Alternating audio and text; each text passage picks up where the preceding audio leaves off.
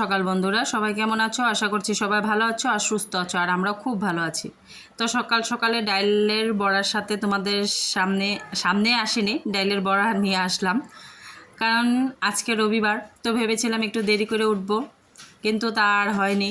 কারণ ওর পাপা বের হয়েছিল সকালবেলা, কিন্তু এসে পড়েছে 8টা না বাজতে। তো তখন আমি ঘুমিয়েছিলাম, আর ঘুমিয়ে থাকতে থাকতে দেখি ওর পাপা চলে এসেছে। তো আসার পরে একটু সময় বসে বসে মানে শুয়ে কাটিয়ে উঠে চা খেয়ে ডাইরেক্ট ডাইরেক্ট এসে পড়েছি ওর জন্য খাওয়া রেডি করতে। তো সকালবেলা তো কিছু খাবে, তো তার জন্য তো কিছু না কিছু খাওয়া দিতে হবে। তো আগের দিন রাত্রে ভিজিয়ে রেখেছিলাম ভাতটা জল দিয়ে পান্তা ভাত করে রেখেছিলাম, আর পান্তা ভাতের সাথে করে নিব বড়া। কারণ পিহু বলছিল যে ডাইলের বড়া দিয়ে পান্তা ভাত খাবে। তারপরে এনেছে ভাঙন মাছ, তো আগে মাছটা কেটে ধুয়ে তারপরেই বড়াটা ভেজেছিলাম। তো বলছিল 2টা মাছ ভাজিও খাবে, তো মাছটা ওর জন্য ভেজে একবারে সব মাছটুকুই ভেজে রেখে দিয়েছিলাম। আর সকালবেলা চা খেয়েছি, ওর পাপাকে ভাত দিয়েছি। তো রান্নাঘর ওর কোনো কিছু করিনি, পুরো অগোছালো হয়েছিল, ঘর ঝাড়ু দেওয়া হয়নি, ঘর মুছা হয়নি। তো ওর পাপা যদি জলদি এসে পড়ে আর যদি আমার কোনো কাজ না হয়, তো আমার এরকমই উল্টা হয়ে যায়। যদি ও আসার আগে আমার সব কাজ হয়ে যায়, তো মানে আর কি ভালো, আর কি কি বলবো, ও আসলে পরে আমার কোনো ডিসিপ্লিন মতন কোনো কাজ হয় না। তো ভাতটা দিয়ে পটাপট করে রান্নাঘর পরিষ্কার করে, ঘর ঝাড়ু দিয়ে, ঘর মুছে, কাপড় দিয়ে স্নান করে একদম পূজা দিয়ে চলে এসেছি পান্তা ভাত নিয়ে। তো পান্তা ভাতটা এখানে মেখে নিচ্ছি আমার জন্য আর পিহুর জন্য। মেখে আমি আর পিহু খেয়ে নিব। দীক্ষা তো খায় না পান্তা ভাত, দিয়েছিলাম তো খায়নি। আর এদিকে বসিয়ে দিয়েছি মুখি দিয়ে আলু দিয়ে মাছের ঝোলটা করব। তো মুখিটা ওর বাবা ভাত খেয়ে কেটে রেখে দিয়েছিল, তো মাছটা বসিয়ে দিয়েছি। মশলা দিয়েছি জিরার গুঁড়া, ধনিয়ার গুঁড়া আর লঙ্কা বাটা দিয়ে মাছটা বসিয়ে দিয়েছি। আর ওদের জন্য এনেছে মাংস, তো মাংসটা বানাবো। এদিকে মাছটা মশলাটা সাতলাতে আমি সবজি কেটে নিব। মাংসর জন্য সবজি বলতে পেঁয়াজ আলু কেটে এগুলো রেডি করে নিব। আর তুমি যতই রান্নাটা ভালোভাবে মন দিয়ে করো না কেন, কিছু না কিছু তো খুঁত বের হবেই। হয়তো তেল বেশি হয়েছে, নয়তো মশলা বেশি হয়েছে, নয়তো মশলার গন্ধ করছে, নয়তো একটু ভাজা ভাজা হতো। আর কি যতই তুমি ভালোভাবে করো না কেন, মন দিয়ে করো না কেন, ডেইলি আমার চেষ্টা জানি কথা না শুনি, কিন্তু হয় কিছু না কিছু শুনতে হয়। আসল কথা যে রান্না জানে, রান্নাটা ভালো করতে পারে, তো ওদের কাছে কেউই পারফেক্ট না। যেরকম ধরো আমাদের ওর পাপা দাদা ভাই, ও রান্না খুবই ভালো করে। তো প্রথম ব্লগে তোমরা দেখেছো হয়তো, কয়েকদিনই রান্না করেছে। এখনও করে না বলতে ভুল, কিন্তু করে, এখনও করে। ধরো আমি স্কুলে গেলাম, ও কোনো সময় ঘরে এসে পড়লো, এসে দেখি রান্না ও কিছু বসিয়ে দিয়েছে, তো রান্নাটা করে। কিন্তু রান্না পারে, তো তার জন্য কিছু না কিছু হয়তো আমারটার মধ্যে খুদ বাইর করবে। তো এদিকে দেখো আলু আর পেঁয়াজটা কেটে নেবো, আর এদিকে দীক্ষা পাগল হয়ে যাচ্ছে, মা মাংস বসিয়েছো। বলছি না, বসাবো, দাঁড়া, মাছটা হয়ে গেলে মাংসটা বসিয়ে দিব। আর ওর মাংস হলে তো আর কিছু লাগে না, কারণ ও চিকেনটা খেতে এত ভালো পায়। পাঁঠার মাংস এত ভালো পায় না, কিন্তু মুরগির মাংসটা খুবই ভালো পায়। ঝাল হোক, তেল হোক, লবণ হোক, চিকেন হলেই হলো ওর ফেভারিট। তো যেদিন চিকেন থাকে ওই দিন ও খাওয়াতে কোনো ঝামেলা করে না, চুপচাপই খেয়ে নেয়। তো এদিকে হুড়স্থুল করে রান্না করে নিব। আর এদিকে দেখো কীভাবে ঘামছি, কারণ খালি ঘেমেই স্নান করে যাচ্ছি, এত গরম। তো সকালবেলা ওর পাপা আসার কারণটাই হলো রৌদ্রু, কারণ এত রৌদ্রু। তো আমি জিজ্ঞাসা করলাম কেন চলে এসেছো, বলছে দেখো বাইরে হয়ে কী রৌদ্রুর জিলিক। তো দেখতে হয় না, আমার জানলা দিয়ে তো বোঝাই যায়, তো জানি, তাও আমার কাজ হয়নি, তো তার জন্য একটু জিজ্ঞেস করে নিলাম। তো যে এই পর্যন্ত আমার ভিডিওটা দেখেছো, তোমাদের এত দামি কিমতি সময় নিয়ে, তাদের জন্য রইল অসংখ্য ধন্যবাদ। আর এদিকে দেখো একটু মাছের টক করে নিলাম। আম ছিল, কাঁচা আম ঘরে ছিল, আর কবে থেকেই না মনে হচ্ছিল একটু টক খাই, তো টক খাওয়া হয় না। ওর পাপা হয়তো টমেটোর টকটা খায়, কিন্তু আম দিয়ে টক বানালে এত খেতে চায় না। তো আজকে ভাবলাম ছোট মাছ আছে, তো একটু টক বানিয়ে নিই, তো একটু টক বানিয়ে নিয়েছি। আর কয়েকটা মাছ দিয়ে আলু মুখি দিয়ে তরকারি করে নিয়েছি। দেখো এদিকে মাংসটা বসিয়ে দিয়েছি, মাংস তেলের মধ্যে দিয়েছি পেঁয়াজ আর তেজপাতা তারপরে একটু পেঁয়াজটা ভাজা ভাজা করে দিয়ে দিলাম মাংসটা। তারপরে মশলাটা এখানেই দিয়ে দিব, কারণ আগে কোনো সময় মশলাটা আমি ভেজে নিই, কিন্তু আজকে আর মশলাটা ভেজে নিলাম না, আগে মাংসটা দিয়ে দিলাম।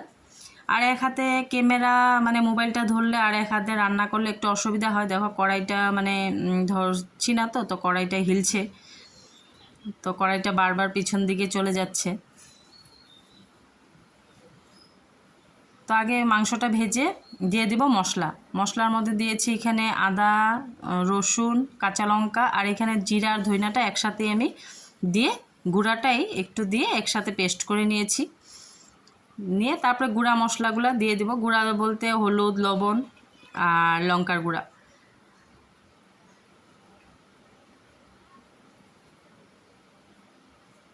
তো আজকে আর তোমাদের সামনে ওরকমভাবে আসা হয়নি, তো সব কাজকামও শেয়ার করিনি, কারণ সকালবেলার থেকে আমার তাড়াহুড়া লেগে মানে তাড়াহুড়া দিয়ে আমি কাজগুলো করেছি, কারণ যেহেতু আমি শুয়ে থাকা অবস্থায় ওর পাপা চলে এসেছিলো, তো অনেক তাড়াহুড়োতে কাজগুলো করেছি, তো কাজ কোনো কিছু শেয়ার করলাম না, তো রান্নাটা একটু শেয়ার করলাম।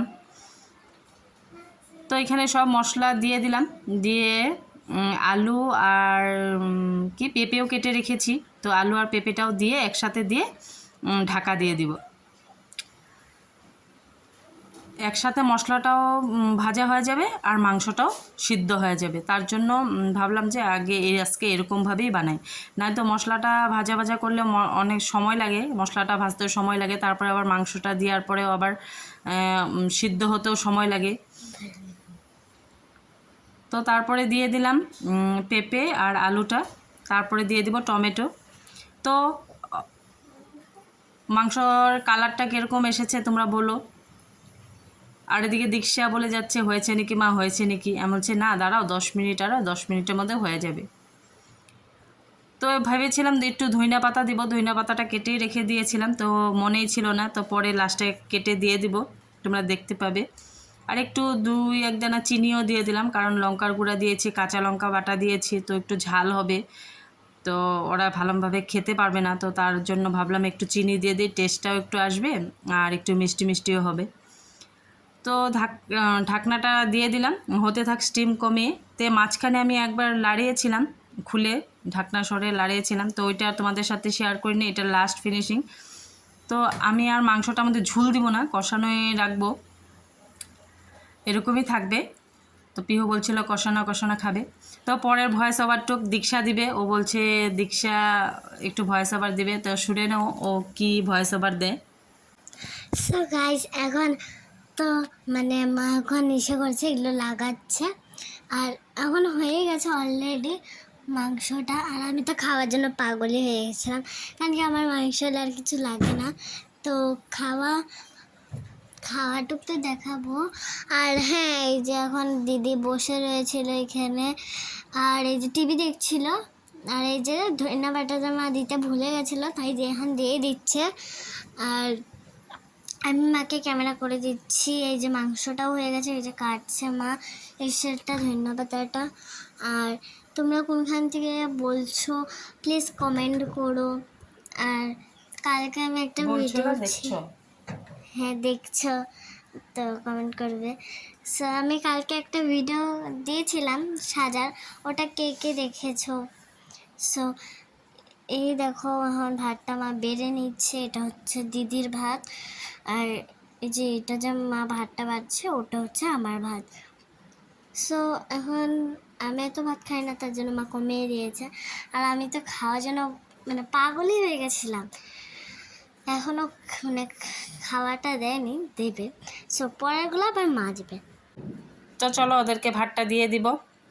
আর দীক্ষার লেগ পিস খায়, তো ওর জন্য লেগ পিস, মানে ও হাড্ডি মাংসটা খায়, আর পিহু খায় মানে হাড্ডি ছাড়া, ও মাংস খেতে চায় না, ওর মশলা আর আলুটা হলেই ও ভালো খায়, কিন্তু জোর জবরদস্তি তাও 1 পিস মাংস মানে খাওয়াই, যতই দাও তো ও খাবে না, ও মশলা আর আলুই লাগে, তো দিয়ে দিচ্ছে এইখানে। আর দীক্ষা দেখো বলবে মা সেই টেস্ট হয়েছে,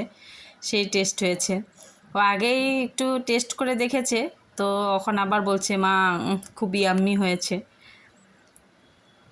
তো চলো ওদেরকে ভাতটা দিয়ে তো আমাদের জন্য ভাতটা বেড়ে আনবো। ওর বাবা তো ঘুমাচ্ছে, সকালে পান্তা ভাত খেয়ে যে ঘুম দিয়েছে। তো দেখলাম 2:30 বাজে, তো বললাম উঠো এখন চলো ভাতটা খেয়ে নিই, আমারও খিদা পেয়ে গেছিলো। তো আমরাও পরে ভাতটা খেয়ে নিয়েছি। তো পরে আর তোমাদের সাথে কোনো কিছু শেয়ার করিনি, একদম চলে যাব বিকালবেলা।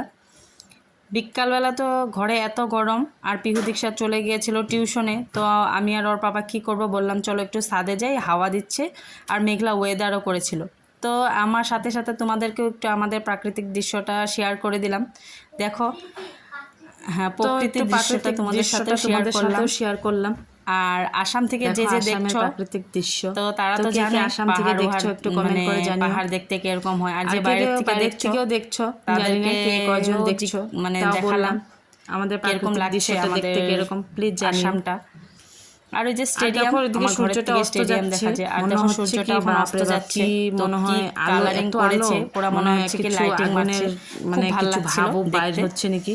তো আজকের মতন আর এরকম তো এতটুকুই। হবেই, কারণ যে যদি রোদ্দুরটা আমার ভিডিওটা ভালো লেগে সূর্য থাকে মামাটা তোমাদের, সেই তো রেগেই প্লিজ আছে শেয়ার আমাদের করে উপরে, দিও, জানি না একটা কেন। কমেন্ট করে দিও, আর একটা লাইক তো করে দিও। সবাই ভালো থেকো, আর সুস্থ একটা থেকো। অবশ্যই আজকের মতন সাবস্ক্রাইব করে এতটুকুই, দিও। কালকে আবার দেখা হবে নতুন একটা তো ভিডিওর আজকের সাথে। মতন তো ভিডিওটা ভালো এতটুকুই। লাগলে প্লিজ আবার শেয়ার, কালকে আসবো নতুন একটা ভিডিওর সাথে। একটা লাইক করে ততক্ষণের দিও। জন্য তোমরা সবাই ভালো থেকো, সুস্থ আজকের থেকো। মতন আর টাটা। যে গরম পড়েছে সবাই বেশি বেশি জল খেও। সবাই ভালো থেকো। তো চলো টাটা, দেখা হবে আবার কালকে নতুন একটা ভিডিওর সাথে। Bye bye.